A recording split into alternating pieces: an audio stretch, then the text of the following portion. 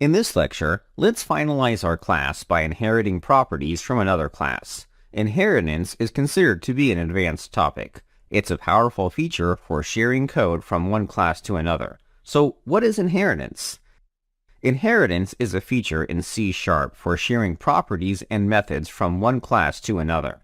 This feature was introduced to help developers reuse code. Reusing code is a big topic in programming. As developers, we should avoid writing duplicate code. Luckily, C# has a few features for helping us reuse code. Inheritance is considered to be one of its solutions. The question is, why do we need inheritance? As far as Unity is concerned, we have a plain class. It will not allow us to attach the class to a game object. Classes must have a set of properties and methods to be recognized by Unity. One solution would be to manually add these features. However, that would take forever. This is where inheritance can be useful. To save time, Unity has a class called MonoBehavior.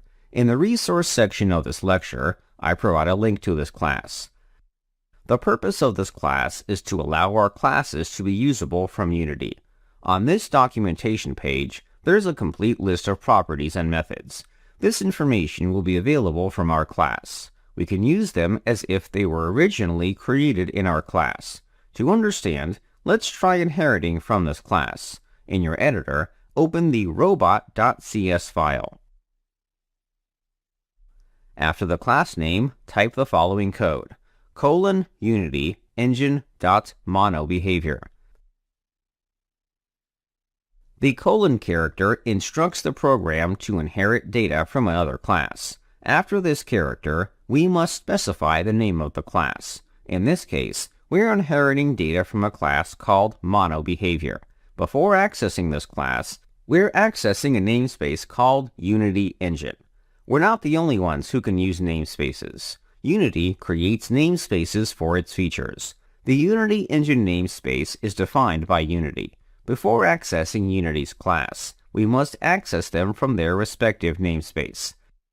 The dot character acts as a separator. You can think of it as accessing a file from a specific folder. After inheriting data from a class, we can use variables from it. For example, in the robot method, set a variable called enabled to true. The enabled variable is not defined by us. If we were to look through our file, it does not have a definition. Regardless, we're able to use it. Thanks to inheritance, variables from the MonoBehavior class are accessible from our class. They can be used as if they were defined in our class. You can refer to the documentation for a complete list of variables. I'm going to remove this variable. For this example, it's not necessary to modify the MonoBehavior's variables. Unfortunately, we have one problem with our class. To be more precise, the MonoBehavior class has a variable called name. Our class also has a variable called name. As you can imagine, this creates a conflict. To resolve our issue, let's comment the name variable. This behavior is important to understand. We can't have duplicate variable names. Otherwise, the language will complain. After adding the comment, the error goes away. Great, we're getting close to finishing our class. In the next lecture, let's simplify our code.